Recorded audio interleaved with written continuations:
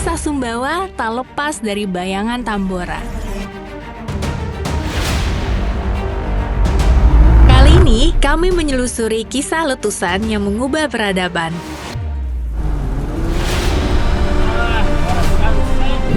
Di sini, laut, darat, dan gunung berpadu menemani perjalanan kami untuk disconnect to reconnect.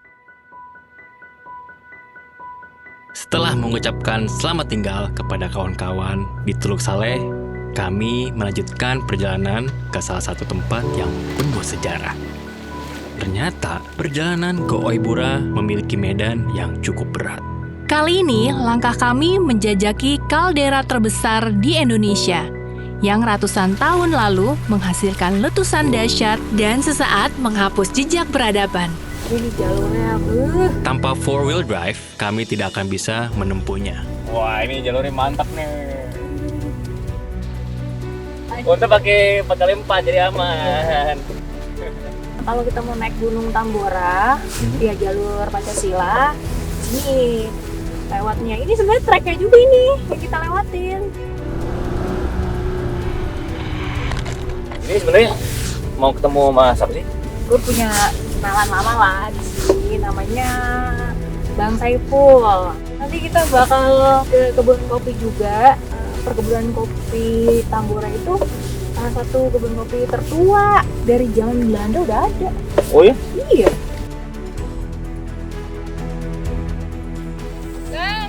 Oh, halo. Apa kabar? Baik. Sehat? Apa, David? Oke, sama kenal. Sejak dulu, Bang Saiful yang mengelola pendakian ke Gunung Tambora lewat jalur Pancasila. Ini Villa Belanda, Desa Oibura, Kecamatan Tambora, Kabupaten Bima. Sekarang, setelah menjadi petugas Taman Nasional, ia mengajak kami untuk belajar tentang sejarah Gunung Tambora.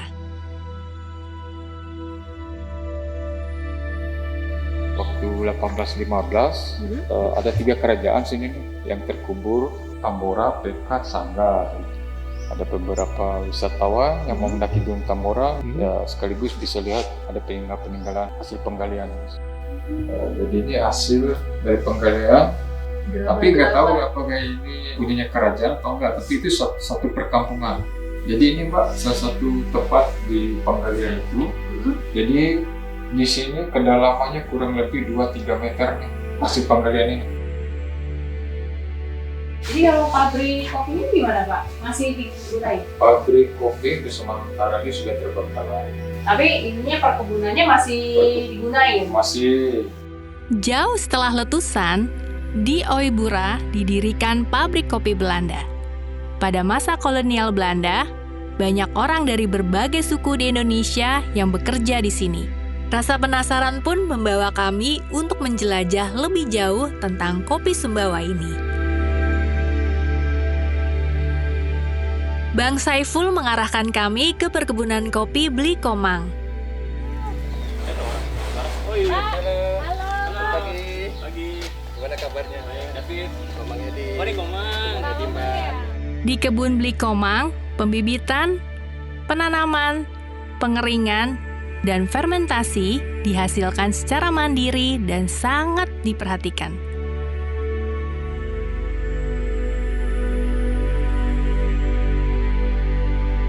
Sebagai penikmat kopi, perkebunan Blikomang ini dikelola dengan sangat baik. Kopi yang dihasilkan pun terasa nikmat. Bisa dicium aromanya, Mas? Enak.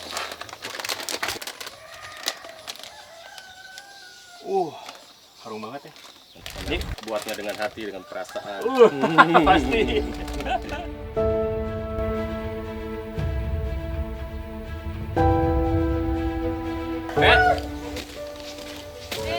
Oh, ini dia. Kasih kopi segini loh. Iya, Pak. Ada untuk oleh-oleh. Wah, Coba makasih dicicip dulu Pak. kopi Tambora terbaiknya. Makasih Sip. banyak. Kita lanjut lagi jalan mesinnya.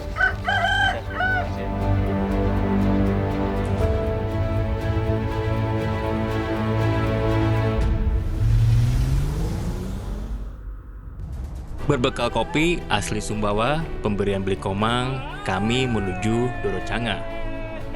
Kami mensyukuri alam kali ini yang sangat bersahabat.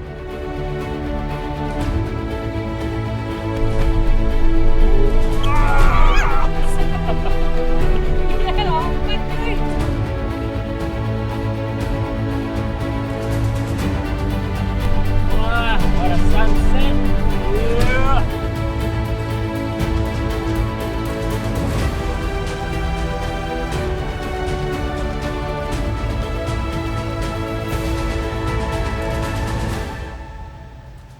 Keesokan harinya, perjalanan sesungguhnya dimulai. Kami bergerak menuju puncak Gunung Tambora. Setiap kilometer membawa kami menjelajahi medan yang beragam. Jalan sempit, tanjakan curam,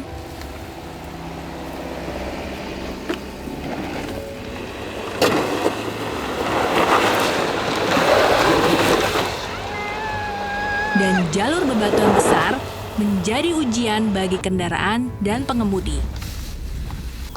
Gue lagi cek dulu nih jalurnya, karena banyak batu-batu lepas. Terus di situ agak dalam dikit, berarti harus sambil ancang-ancang di sini. Oke. Ya, Aman? bisa lah. Bisa? Aman. Oke. Yuk, Gas. lanjut.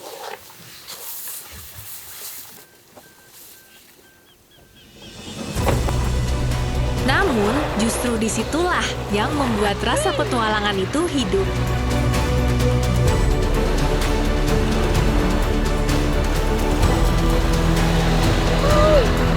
Wah, kayaknya udah mulai masuk ke savana nih ya. Udah berapa kali sih? Ini rute yang ketiga. Jadi ada 2 jalur yang bisa ke bibir kalderanya itu. Pakai mobil. Mendekati bibir kalderanya pakai mobil. Ini satu-satunya gunung loh yang bisa pakai mobil. Oh ya? Cuman Tambora. Mantap. Tapi ya ini ya harus 4 wheel, nggak bisa mobil biasa.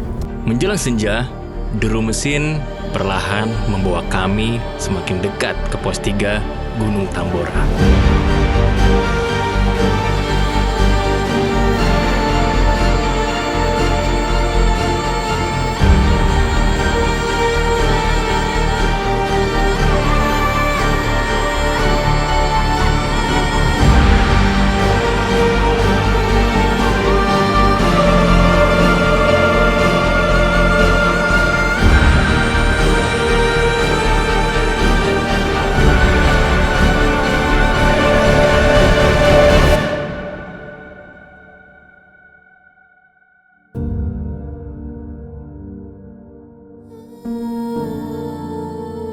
Malam pun tiba. Kami menikmatinya ditemani kopi Sumbawa bekal dari Blikomang. Ribuan bintang bermunculan, dan di atas sana, bentangan Milky Way terlihat jelas seolah menjadi hadiah dari alam bagi mereka yang mau mendaki hingga ke sini. Subuh datang. Kami mulai berangkat dari pos 3 Tambora menuju summit. Cahaya pertama dari timur memberi kehangatan yang berbeda. Udah mau nyampe di atas puncak summit. Langit mulai menyibak kabut tipis yang menggantung di lereng. Gunung ini seolah menyapa, tenang, megah, dan penuh wibawa. Perjalanan ini bukan sekedar mendaki gunung, melainkan menyelami keagungan alam yang menyambut siapapun yang datang dengan hati terbuka.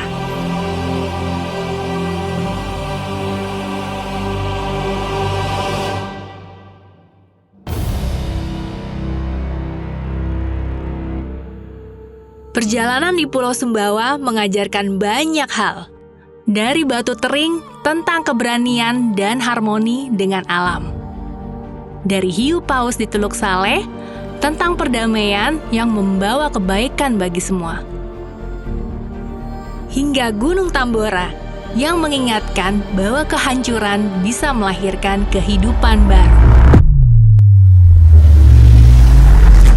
Yo anak laki, cuma anak keteruan agak kuat tengah sengkulan. Terus next kita kemana lagi nih? Kita lanjut ke timur. Ya Alright, let's go!